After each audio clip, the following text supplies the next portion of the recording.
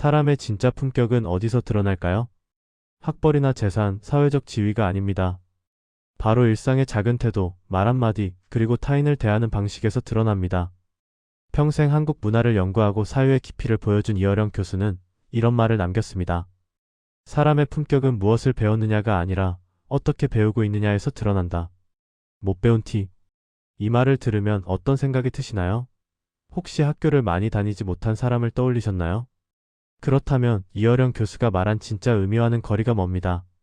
그가 말한 못 배운 티는 학력과는 전혀 관계가 없습니다. 오히려 태도의 문제, 마음의 성숙도, 그리고 삶을 대하는 자세의 문제입니다. 박사 학위가 있어도 못 배운 티를 낼 수 있고 초등학교만 졸업했어도 품격 있는 사람이 될 수 있습니다. 이 이야기를 들으시면서 불편할 수도 있습니다. 혹시 내 모습이 보일 수도 있습니다. 하지만 그것이 바로 성장의 시작입니다. 자신을 돌아볼 수 있는 용기, 그것이야말로 진짜 배움의 자세입니다. 그럼 지금부터 시작하겠습니다. 특징 1. 듣지 않고 아는 척하는 사람 56분. 진짜 배운 사람은 자신이 모른다는 것을 안다. 못 배운 사람은 자신이 안다고 착각한다. 귀를 닫은 사람, 상대방의 말을 끝까지 듣지 않는 사람. 이것이 첫 번째 특징입니다. 우리 주변의 흔한 모습들. 여러분 주변에도 이런 분들이 계시지 않나요? 첫째, 손자가 요즘 학교 이야기를 하는데 옛날에는 말이야. 로 시작하며 자기 이야기로 바꿔버리는 할아버지. 손자는 듣고 싶어 하는데 정작 할아버지는 듣지 않습니다. 둘째, 병원에서 의사 선생님이 설명을 시작하면 그거 나도 알아. TV에서 봤어라고 말을 자르는 어르신. 의사는 더 중요한 이야기를 하려 했는데 그 기회가 사라집니다. 셋째, 자녀가 새로운 제안을 하면 그런 건 안 돼. 내가 살아보니까. 라며 듣기도 전에 결론부터 내리는 부모님. 자녀의 말 속에 새로운 지혜가 있을 수 있는데 그 가능성을 차단합니다. 넷째, 동네 경로당에서 다른 사람이 이야기하면 자기 차례를 기다리지 못하고 중간에 끼어드는 분. 대화가 아니라 말 경쟁이 되어버립니다. 왜 듣지 않는 태도가 배움의 결핍인가? 듣지 않는 사람은 자신의 내면이 이미 가득 차 있다고 착각하는 사람입니다. 철학자 소크라테스는 나는 내가 모른다는 것을 안다고 했습니다. 이것이 바로 지혜의 시작입니다. 내가 모를 수 있다는 것을 인정할 때 비로소 귀가 열립니다. 듣지 않는 사람의 심리 뒤에는 두려움이 있습니다. 내가 모른다는 게 드러나면 어쩌지? 내 권위가 무너지면 어쩌지? 라는 두려움. 특히 나이가 들수록 이런 두려움이 커집니다.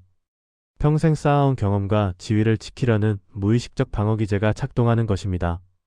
특징 2. 작은 일에도 쉽게 화내는 사람 56분. 첫째, 마트에서 계산이 조금만 늦어도 직원에게 소리를 지르는 어르신. 겨우 1분 차이인데 참지 못합니다. 둘째, 가족이 식사를 조금 늦게 차려도 밥도 제대로 못 차리냐며 식탁을 박차고 일어나는 아버지. 가족들은 밥을 먹으면서도 눈치를 봅니다. 셋째, 버스에서 자리를 양보받지 못했다고 젊은 사람에게 면박을 주는 노인. 요즘 젊은 것들은 버릇이 없어라며 큰 소리를 냅니다. 넷째, 병원 예약 시간이 조금만 밀려도 의료진에게 화를 내는 환자.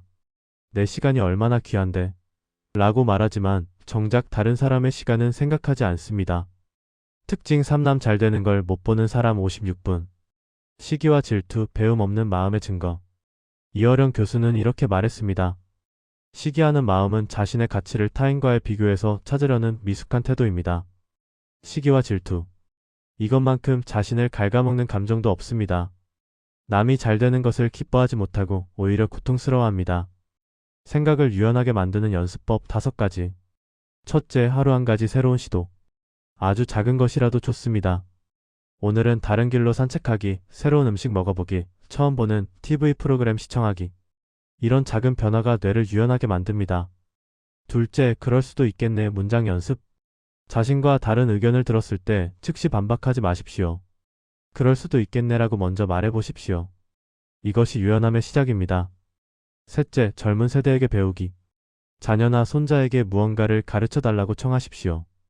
요즘 젊은 사람들은 어떻게 생각해? 이거 어떻게 사용하는지 알려줄래? 이런 질문이 세대 간 다리를 놓습니다. 넷째, 내 생각 점검하기.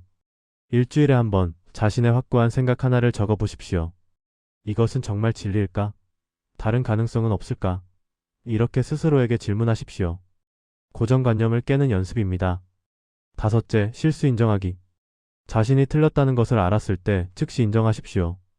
내가 잘못 생각했네요. 당신 말이 맞아요. 이 말을 하는 것이 약함이 아닙니다. 오히려 강함입니다. 진짜 강한 사람만이 자신의 잘못을 인정할 수 있습니다. 변화하는 사람만이 젊은 사람이다. 나이는 숫자가 아닙니다. 태도입니다. 80세인데 여전히 배우고 변화하는 사람이 있고 40세인데 이미 모든 것을 안다고 착각하며 멈춰버린 사람이 있습니다. 진짜 젊음은 변화하는 능력에 있습니다. 여러분, 오늘도 무언가 새로운 것을 배우셨나요? 오늘도 자신의 생각을 조금이라도 바꿔보셨나요? 그렇다면 여러분은 여전히 젊은 사람입니다. 작은 실천들이 모여 여러분은 품격 있는 사람이 됩니다. 70대든 80대든 90대든 배움에는 나이가 없습니다. 변화에는 늦음이 없습니다. 지금 이 순간이 가장 빠른 시간입니다. 이 영상이 도움이 되셨다면 구독과 좋아요로 응원해주시고 주변의 소중한 분들과도 함께 나눠주시면 감사하겠습니다. 감사합니다.